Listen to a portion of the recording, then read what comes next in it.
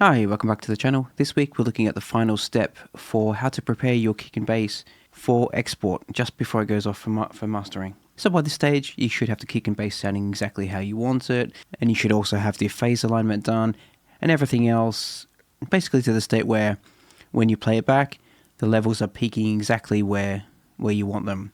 I have the kick set to -10, I have the bass set to -12, and now when I play it back you'll see that the peak level on the kick and bass bus, which is where my mouse, the cursor is here, is rock solid at -10.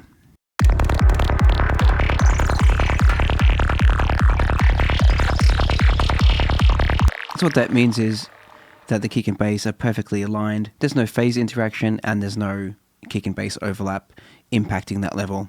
Essentially the peak here should be the peak of the kick drum, and then if the bass is not interfering with that, then that should sit in between the two kicks without any impact whatsoever. So all looking good, we think. So let's just go and test. Now to do that, what I'd like to do is export this channel. So if we click on render, and now if we click on the kick and bass bus, just this channel here, I'm just going to call it kick and bass bus peak check. Click on export audio, and then it will do its thing. Cubase does have a render in place function, but unfortunately not for buses. But if your DAW does have that, then by all means feel free to use that. I'm actually going to import it into Wavelab once it's done anyway, so it doesn't matter. I prefer still to export it. Okay, so now that that's done, let's open it up in Wavelab, and we zoom right in. Select it all, and then we do process level apply. I should point out this in Wavelab is purely personal preference. You can absolutely do this within the DAW directly. So now that we've normalized this, we can see we have some problems. If you look at the very start here, we have this peak here, then we have two more here, another one here, this one, and then two more. But it's really these two that are the main culprits. Well, essentially, this is where we want the kick and bass to live. We want this to be a rock solid flat line all the way across here. So anything that's exceeding this line needs to be cold. We don't want that whatsoever. I should point out also that when we talk about visually looking at waveforms like this, it's very, very uncool to say we want a solid brick. We all know that doing so loses all dynamics and it just sounds absolutely horrible. But the major difference is, in this example, we are solely talking about the kick and bass. We're not talking about the entire track. And in this regard, we want it to be, it's only two elements in this that we have rendered. We have the kick and the bass. And we know that they should sit completely separately to each other. We have a kick, then we have a triple bass, a kick, and then triple bass. In Psytrance land anyway. So if that is behaving exactly as we expect, then we shouldn't have any peaks whatsoever. So what does that mean? Obviously it means we have some overlap. Either two kicks are affecting each other, or a kick and a bass is impacting each other. Or two basses for that matter. So now that we know we have issues, we need to go and address them. Let's go back to Cubase.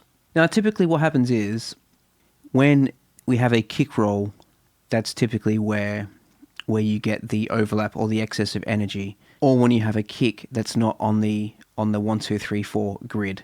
You might have something different to that, and then you have a bass note in that area, and then they overlap each other, and that causes an excess also. So there's two ways to go about addressing it. You could overlay the render out on top, and then you go manually match them up, and then apply the processing.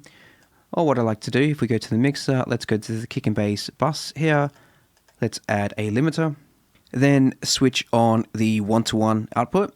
So what that means is that the gain here is exactly compensated by the output level. So if I increase the gain by 8, for example, then the output level comes down by 8. So the input and the output are exactly the same, always. So let's play this back. And remember, what we're trying to do is we're trying to catch the erroneous peaks. And before you think I'm just about to apply a limiter and then be done with it, that's not the end game. This is just part of the process. So let's play this back, and then we turn the gain up until we see the very first peak start to appear. Nothing, nothing, nothing, nothing, nothing. There we go. And we know that it should be 10 because that's where it was peaking at before. That's where we know that it's happy before any peaks. So we can manually input 10, play this back. We have absolutely no peaks here.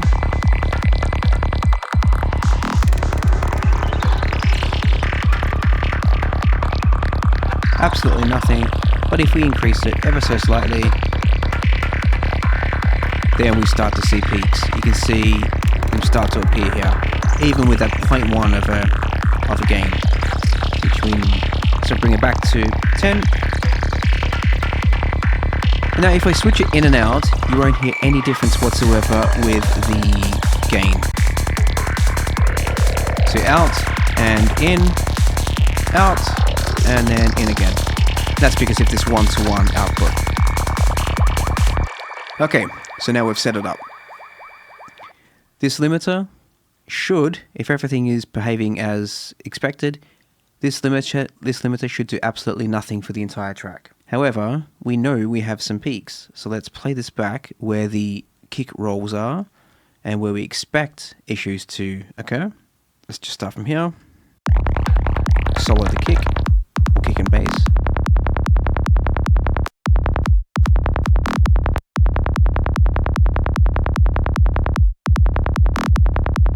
And then sure enough, there's one there.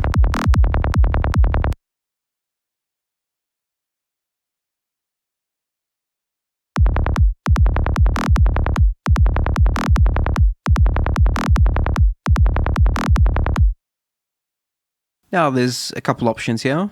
We can have a build-up of frequencies or build-up of energy when this kick roll happens, or potentially we have an overlap with this bass note here. So let's mute this bass and see what this sounds like now. Well, there we go, that's fixed it. So let's just mute that bass note and see if that makes a difference.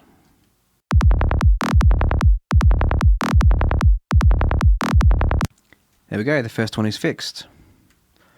Let's move on to the second one.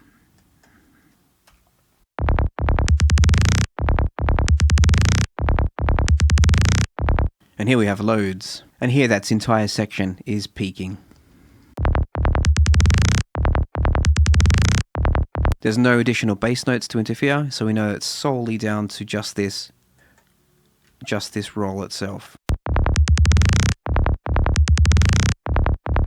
In terms of the amount that needs to be applied, you can actually see the number here, -2. So if we do -4 here, because it was already -2.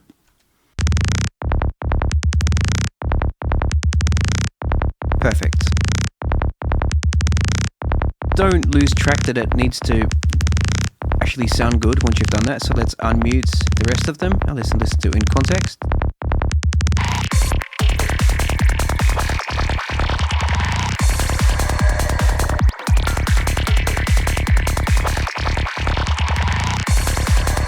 That sounds good. You might occasionally see a peak when I stop and start the DAW. That's just FabFilter. That's just Pro L. Once it starts and stops, it gets a bit of a peak. That's not a true peak. It's just a anomaly in the program, I guess. On to the next one. Let's have a look.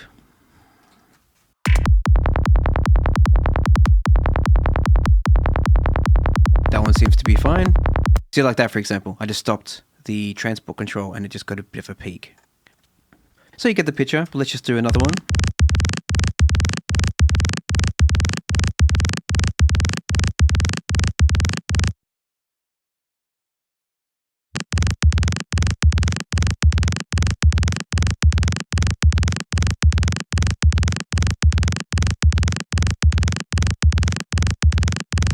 So run through the entire process. I'll continue to do that now, and then I will come back in a sec. So now that I've been through the entire track, let's try again.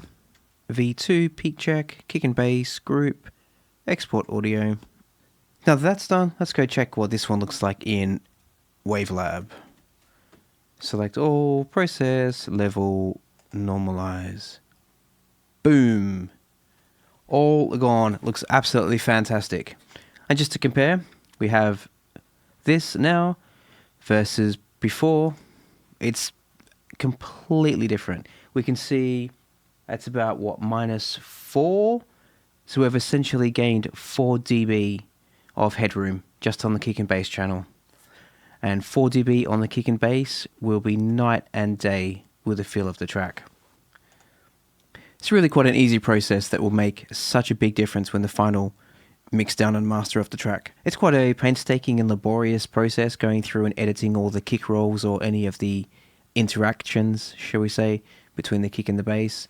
But as you can see, it makes a massive difference to the final output, and it'll just give the final mix such a cleaner sound. Plus, not to mention the 4 dB of gain that we just got back.